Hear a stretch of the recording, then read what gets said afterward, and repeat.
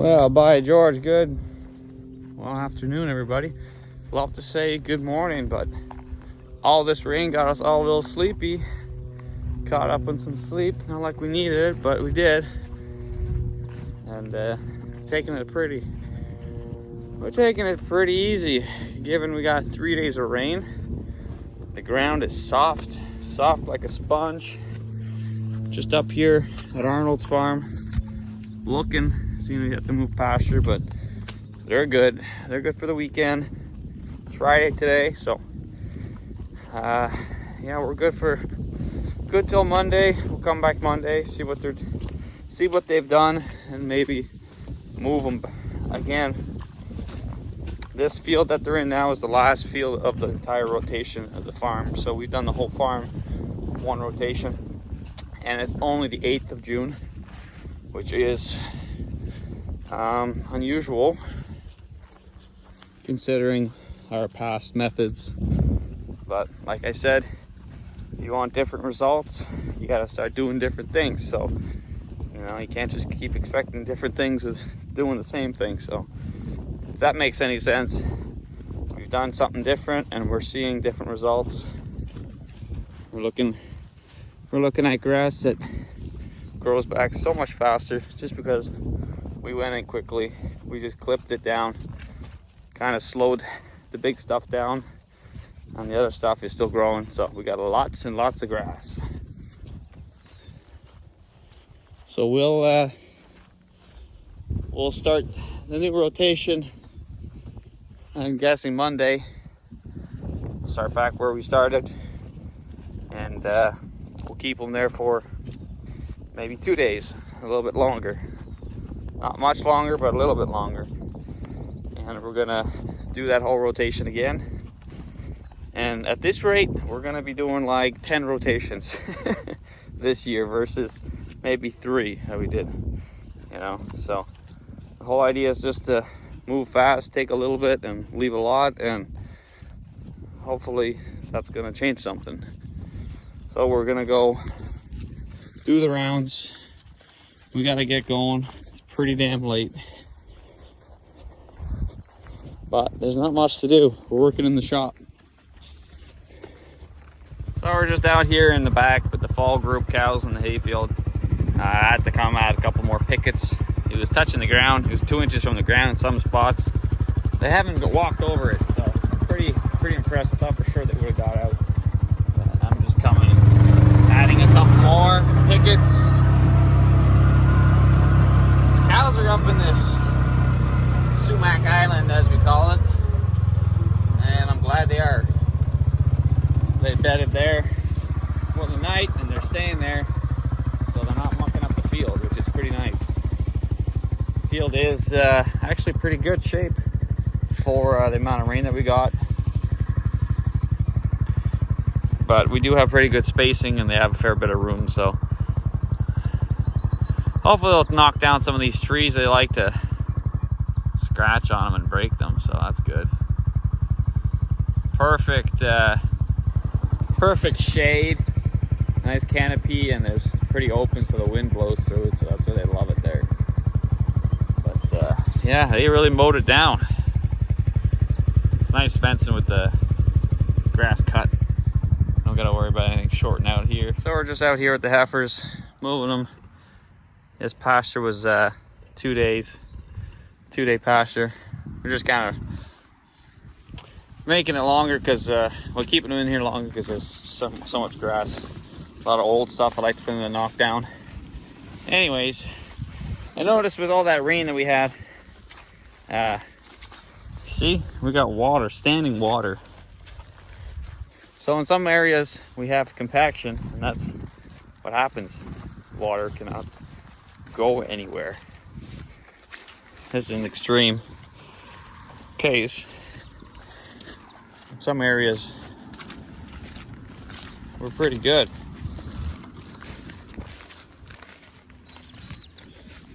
Notice a lot of the cornfields that are tilled, standing water like crazy. And it has a lot to do with soil structure. You notice that in pastures we have a lot more soil structure. So it's kind of like a big sponge. Once you have good soil with lots of structure, you have pore spaces in the ground where you can actually get the ground to hold water. But the water can also go somewhere too. It can filter through the ground. And it's not just like a big block of cement. So we'll see in high traffic areas here where we have compaction from the cows, we'll have more standing water. That is from the cows. I believe that to be very little compaction. It's not deep penetrating compaction, it's kind of on the surface. But as you go throughout the pasture, you'll notice there's no water. There's no standing water. It's because our ground has structure to it. It's not a big block of clay like a rock. Like a rock cannot absorb water. Water cannot pass through it. And if it can't go around it or away from it, it stays on top of it. So that's exactly what you see in those tilled fields. The soil cannot, or the water cannot go through the soil because of compaction and no pore spaces or soil structure whatsoever. So it's the nice thing about pasturing properly and having grass that has not been tilled. You do not get those scenarios. And the scenario I keep hearing is, oh, it's too wet, it's too wet. And then right after, it's too wet, oh, it's too dry, it's too dry. Well, it's because your soil is a block of cement and it is not working how it should. People that don't do no-till, that's all you hear from them. Oh, it's too wet, oh, it's too dry, oh, yeah. You cultivate the field, it's too wet, it makes clumps, and then it dries the surface out, and then it's too dry. So that's what you'll hear from them. Oh, it's too wet, god damn, I can barely cultivate. And a couple weeks later, oh, it's too damn dry. I got clumps in the field. Never ends. I don't know why people can't get on the no-till cover crop train and start doing something productive with their land. They don't need so many acres. So, bigger trunk once again. I only got 2 pickets. I don't know what the hell I'm doing. I used them up over there, I guess. I'm gonna try doing this with 2 pickets, but oh, we got some ragweed. A bare spot. Some alfalfa still. Right on the tiles. It grows. So I'm not bragging that this field is any better than anybody else's. It is pretty poor. And it's been in the recovery stage for some time. But I think it's going to take a little bit longer too. It takes a long time to fix a field. And most of the time, you fix a field and that field is rented. And by the time you got it fixed, the landlord kicks you out and you got to start over again. And then you watch some guy with a big planter come in and plant soybeans and till up the ground, and all your hard work is gone. So it's nice to do the work on your land. You got to realize the amount of time it takes to make ground good again. You want to do it on your own land. Otherwise, it's a pain in the ass.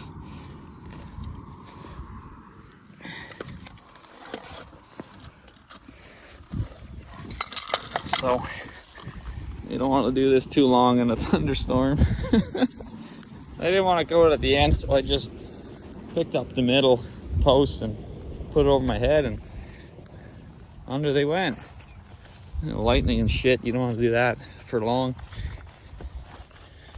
And I remember they had advertisements on this poly wire not to connect it to a kite, because I guess some people would use it as rope and they'd fly that sucker up in the air, and that's just like a magnet for the lightning. And well, you wouldn't want to fly that thing pretty high up in the sky, because it's a conductive stainless steel tiny little filament, like a wire, obviously, that's connecting all this current.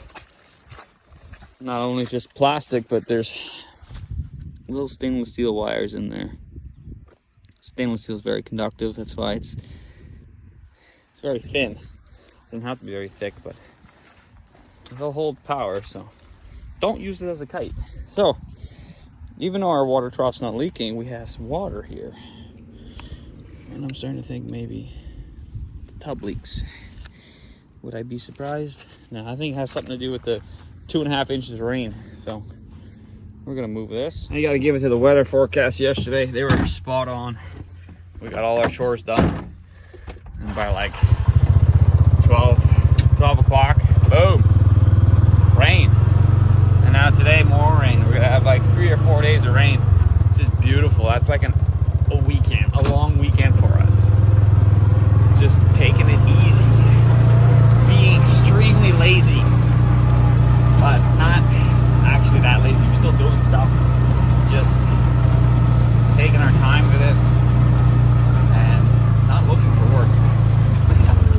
We got lots of shit to do though. We got we got a whole farm defense, water line to set up, you name it. So this part is done. We got 2 days here, 2 days here, and then we'll come back here. Let's take a gander, take a walkabout. You can see the dark. I don't know if that's just my sunglasses. No. Pretty thin, not gonna lie. Should be thick like this. But even now we still got a lot of bare ground. Some standing water.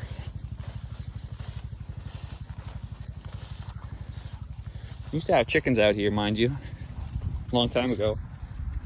I had like 120 chickens, laying hens. Had a poly net I'd set up. Really brought in a lot of nitrogen. I don't know if we're still seeing it today, but I scattered it all over the place. The whole 12 acres had chickens at one point. And they ate a lot of grass, and they did put down a lot of manure. It was pretty good stuff. Now the chicken coop's across the road, used as a sign. I don't know if you know that, but now you do. So can you hook a Big Jim to your Kawasaki mule? No, you can't. It's not working. So we'll scrap that idea. Talk about a unfarmable piece of equipment. This Kawasaki, not very tough. I heard those Hondas are way better. Honda side-by-sides, you can load up like 1,000 pounds in the back. This is like 200 pounds. Christ. Well, mind you, this is pretty heavy, but I thought I could do it. Should be able to do it. Guess not. Lock out the suspension or something, but we'll have to hook onto the tractor, I guess. Alright, it's hooked on. Let's give her a go. I got one post I want to put in here because the corner post is way over there. We don't really need it there because this is not pasture anymore, so it's kind of taking up the yard space, so we're going to take that out, put it here. Fuck, it's raining! God damn it! Oh, give a shit.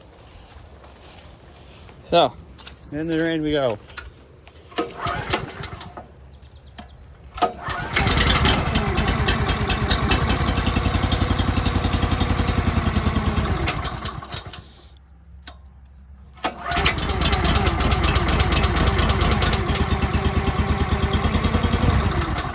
What's going on here, there, fucking sucker?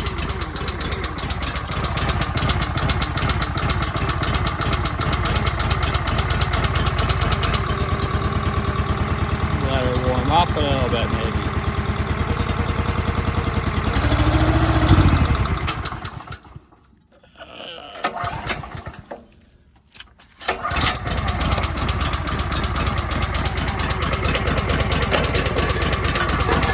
Splash of fuel in here or what?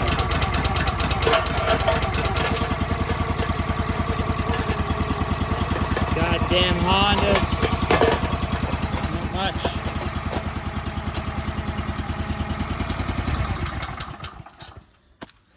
probably out of fuel.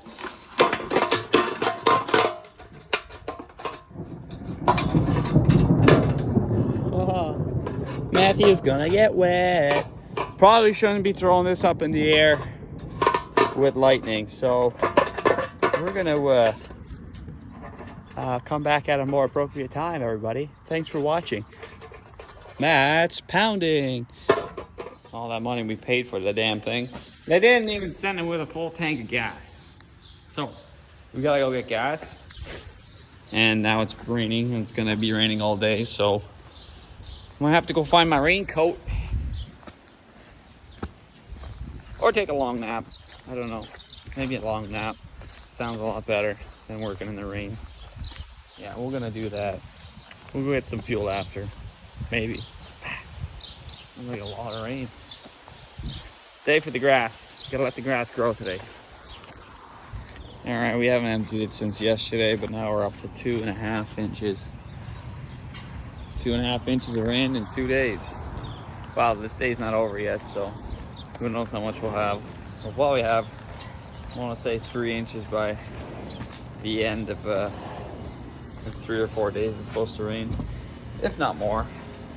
I think we have hit the enough rain kind of mark. It's a lot of rain. Problem is, it's probably not going to rain again for another month or two after this, so all the rain that's supposed to come out is just one dumping. So we're going to get this post pounder fueled up, and we're going to continue our little activity of getting that one post in, and then we're going to go change the hydraulic oil on a tractor we've been working on. Devin went to go get some oil, so should have time to get this in. We got a couple posts to change around the farm here. A couple of gate posts that are cracked. We're just gonna start with this one, see how it goes. Alright, we got it running. First thing I noticed is a couple of these hoses were sitting right on the top of the muffler. Not too far from it either. I know it's a heat shield, but it's still gonna get hot. I'm gonna have to keep an eye on that, make sure those things don't melt. It's a pile of hoses to melt. I'm gonna let it warm up. And we're gonna take off our safety stuff, our transport mode chain.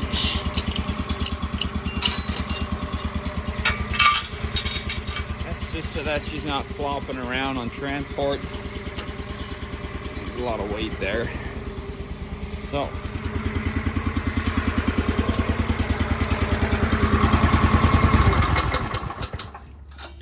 You know, it's the second time that's happened.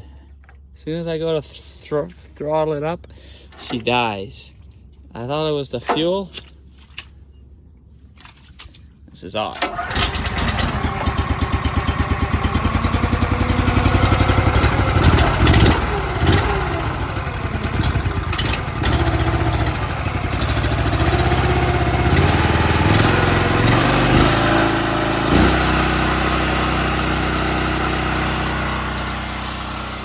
Okay, hopefully it works.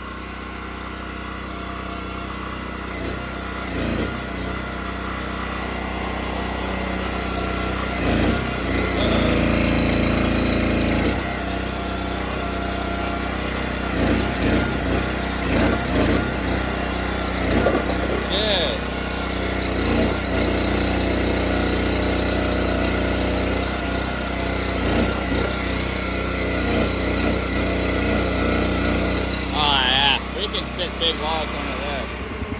Alright, so this is set for 8 feet. These ones up here for, well, 10s. And that's what we have now is a 10. So we'll have to cut a foot or two off, make it an 8. Or we're going to have to move these up. I think we might just move these up right away since we're at it. So, no post yet. Alright, so this is the big weight we took off. I unbolted it, 6 bolts there. Now we gotta move it up. This is a 2-inch thick. It's probably pretty heavy. Not thicker. Oh, 1.5 inches. Not even 2. Yeah, it's still pretty well made. not going anywhere. So, last bolt was a tricky one. I had to get at the treated bird. So, I don't think there's any Loctite on him. I don't think you'd be able to get it off if it was Loctite on it, but you don't want that sucker coming off when you're pounding a post. You throw that thing all the way up in the air, and it wouldn't be very fun. So we gotta torque the hell out of it. Probably 200-300 foot-pounds. Just make sure you ain't going nowhere. Hopefully I can get this done before it starts to rain again. So this is what I wanted to do before. You know, I haul it all the way up to the other farm. And then realize, you know, oh shit, brand new thing doesn't really work because it's not set up. So that's the whole idea, set it up properly now while we can. And then we can finally demonstrate how this thing works. So let's get this sucker up in the air.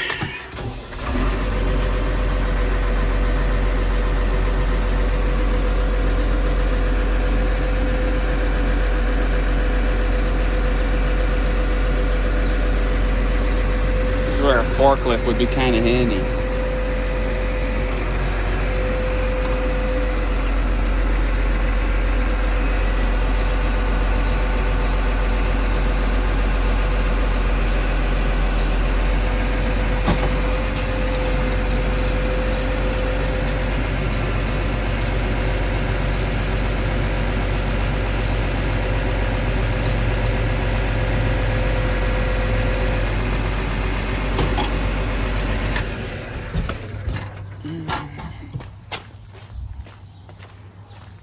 I think the rest we can do with the hydraulics.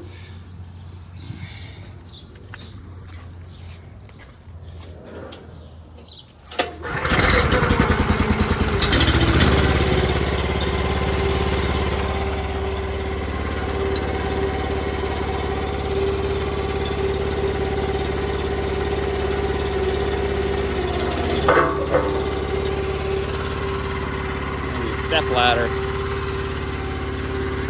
Hard hat on just to be extra safe. You notice my camera's a little dirty. So, believe it or not, I was looking at this hole and I was thinking, geez, that hole looks a little bit different in size. So I started to, well, instead of wrestling with this hammer here, trying to put it on, I'm just gonna try to thread it in before I waste half an hour trying to line the two up. And lo and behold, I do not think this hole is the right size. That threads in nicely.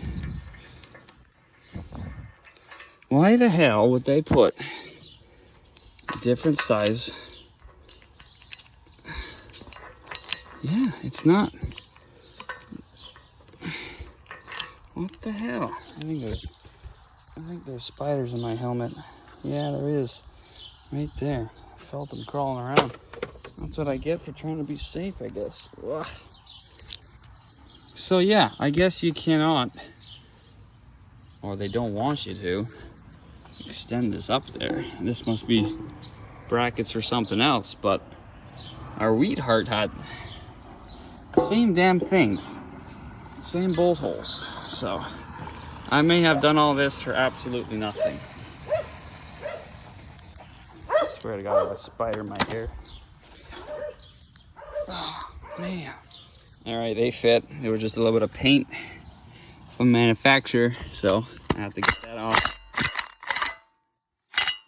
Now they go in pretty good. So, luckily, that works. Don't want it too tight, gotta straighten it out. Alright, they're going in nicely.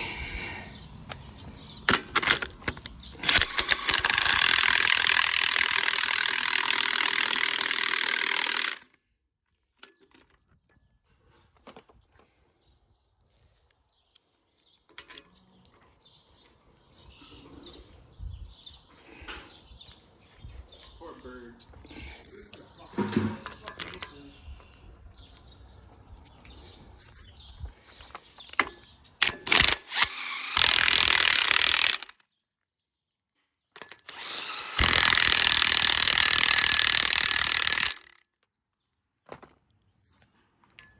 Now we got a torquer with the big bar. Make sure everyone's snug.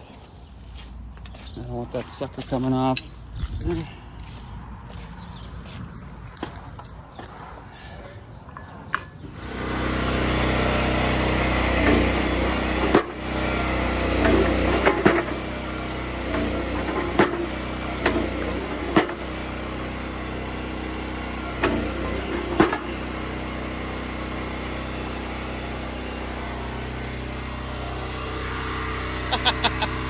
A little bit crooked.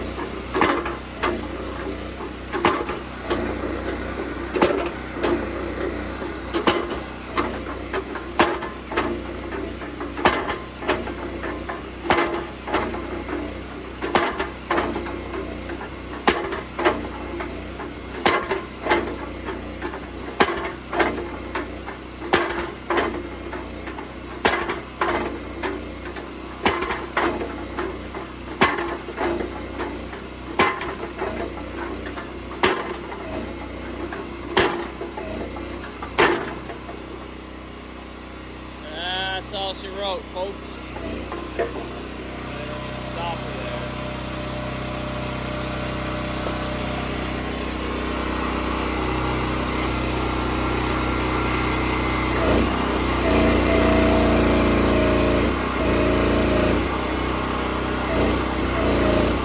All right. So that's about 5.5 inches, I think.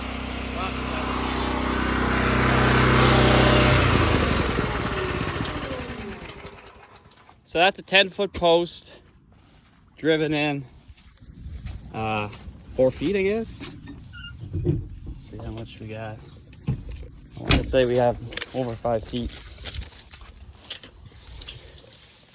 We got almost 5'9". Okay, well, that's about my height. 5'8", 5'9". Yeah. Okay. So that would be nice if it's right in between. This is a little too low and that's a little too high. There should be something in the middle. But I mean, that post ain't going nowhere. Mind you, we had like 3 inches of rain, so the ground is really soft. I really she put up a good little fight there. But the small end is 6.5. Christ, the middle must have been 8 or so. So there you have it, folks. Well, the third try, we got it. But yeah, it's gonna be my life for the next couple of weeks. Jesus. But that ain't breaking. That breaks. That's $5, and you can almost break it with one hand. So, as you can see, one cow ran through this, and these little piece of shit connectors obviously break. The next best thing was these little piece of shit, pressure treated, good for goats, 2 inches. We pushed them on with the loader, but as you can see, that's quality. So, comes down to affordability. Spend a lot of money on the post pounder. Post pounder lasts a long time. Put in cheap posts. Posts that last. $6 post. $6. $5. I shit you not. A fiberglass post is $5.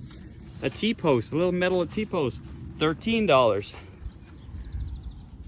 These little pressure treated, I want to call them posts, but they're not. They're just little glorified fiberglass posts. These are, I don't know what they cost, but they're good for sheep. That's about it. So, there you have it. This is our new corner. And mind you, we're not bracing them. We're not doing all these fancy page wire looking corners. Just one post in the ground. It's good enough for electric. You can yank on that all you want. It's not going anywhere. I mean, you can put another post beside it and then put your cross piece and tie it up with wire, and you're spending a whole hour to do a corner. And Jesus Christ, how strong does it have to be at that point? I think this is good as it gets. So we have to cut 2 feet off. I think maybe we could almost fit a 12-footer underneath here. I'm not sure, but many more to go. But as you can see, we can't go in the fields. I don't want to go in the fields now. You can't. You can make damage, but screw that. I'm gonna wait until it's nice and hot, nice and muggy, and then we'll get out. Alright, there you have it. So, alright, insulators are here. There's no more posts there. This is all open, so we can come in, park our machineries. Lots more machineries lately. Fucking less pasture, more room just to park the machines, so it'll be a little easier to clean up anyways. So, all right, the sun's shining. Looks like it's not gonna rain for a little bit. I figure I'd get working on this thing I don't drive, I just work on. You guys recall in a couple videos ago I put this Memphis shade on. Worked really nice. Noticed a lot of, obviously, less wind, but the wind's coming from underneath. And it comes straight underneath, right in my face. If I put my hand just like that, it blocks it. But if not, it's really annoying. So I got these. Apparently, these are wind deflectors. Basically just widens the entire fairing. Something like that, or I don't know, maybe I got it backwards or something. Left or right or left. Anywho, that's apparently gonna solve my issue. It's come to the point where I'm getting old and I'm tired of having wind in my face. Just getting fed up. So it's either sell the bike, get a big Harley with a big fairing that's proper, well, that's really expensive, or just put a couple grand into this and fix it. I also got to get rid of this freaking straight pipe. It's so annoying. It used to sound so cool, but it's so annoying now. I'm at the point where I'm just gonna put the old one back on, the stock one. It's nice, stainless, hand TIG welded, yada yada yada. Got rubber melted to it. It was 800 some bucks. Stupid loud. Looks cool, but who cares? Just want to ride in comfort, so it's kind of at the stage I'm at. Old age. So I got them on. Don't know what they're gonna do. They said on the package, tighten with care. I really cared about it when I was tightening it, but I'd over tightened it, so they should have wrote, do not over tighten, because they're plastic. Anyways, so I'm gonna have to basically hand tight these things.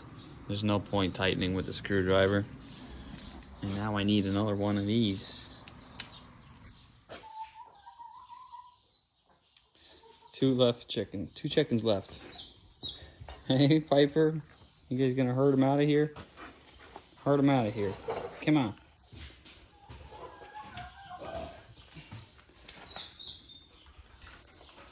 Kirk. It's the thought of the week.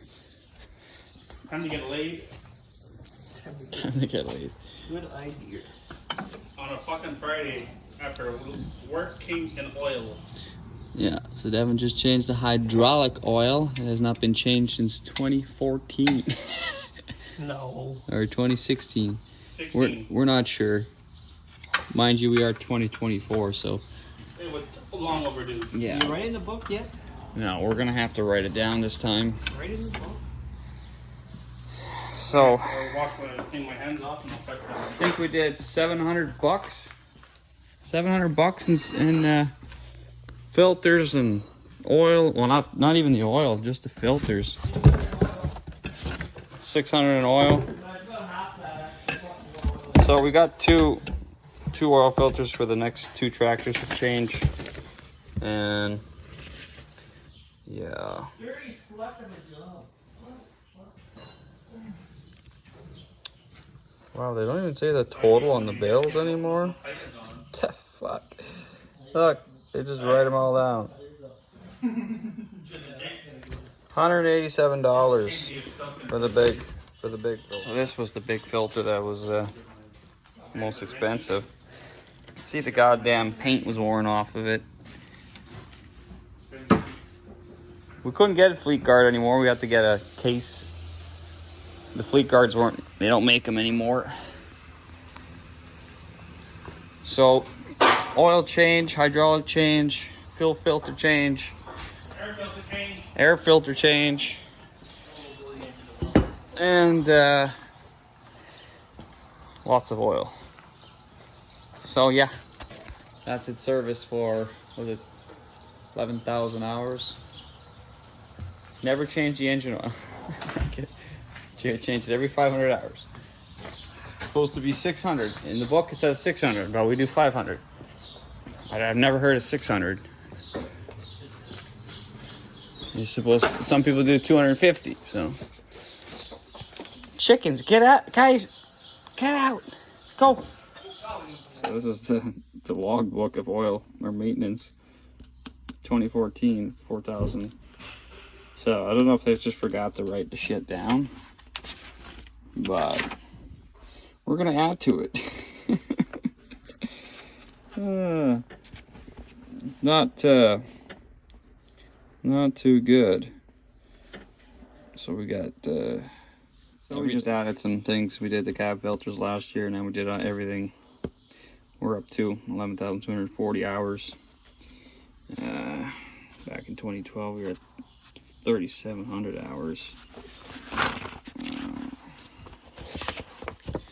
Bought this tractor in 2010 with 2,738 hours for a total of 67,000. I don't think you can get a tractor with 67,000 for 67,000 and 2,700 hours anymore with a brand new loader. So used, it was a 2006.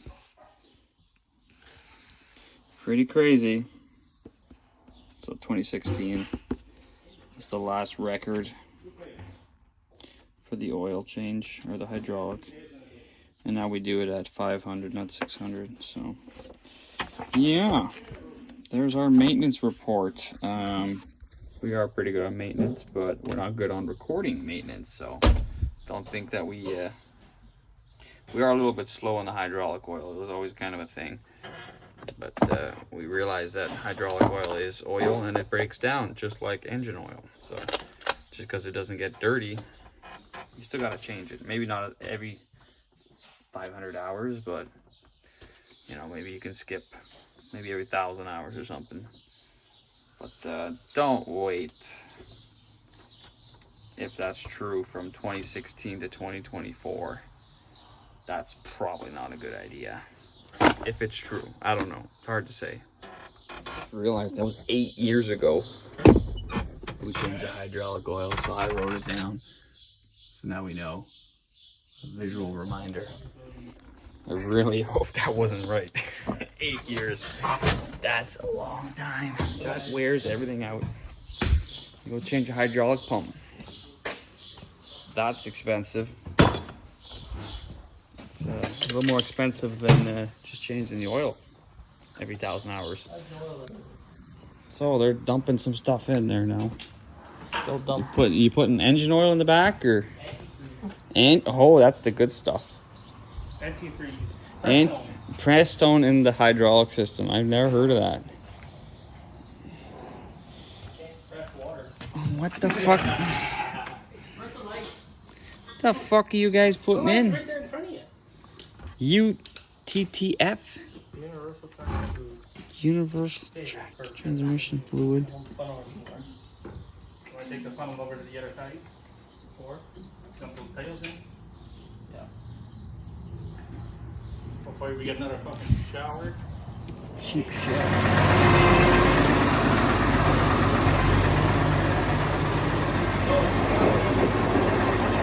Alright, we just got done changing the front diff oil. Hey, doggy. We were almost ready to go change the AC compressor oil. We were on a tear of maintenance, but we said, I don't think we have to change the AC compressor oil. I mean, it's a little far-fetched. Probably. I bet people do it, but we don't do that. So, there's a little blowout. We had a little bit of pressure on the hydraulic or the front diff oil. I was not ready for, and she kind of blew up on me. So, that does it for maintenance on that. Next one is the 60-30. 60-30 needs a welded up loader bracket. A front end has to be looked at. That's looser than hell. Something wasn't put in right. Something bad like that.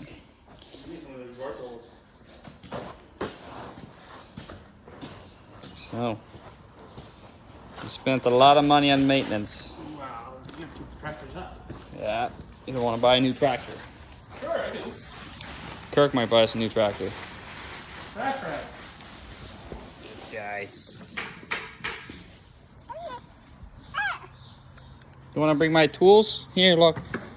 Bring my tools to the garage. Okay? Put it in reverse. You ready?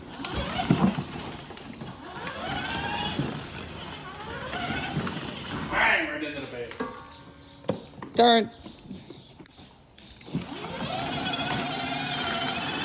How are you going to be a Formula 1 driver if you're not doing your job? Steer.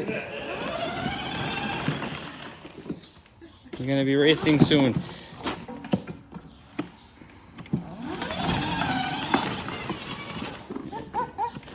Oh, we're in the low speed too. It's right over my foot.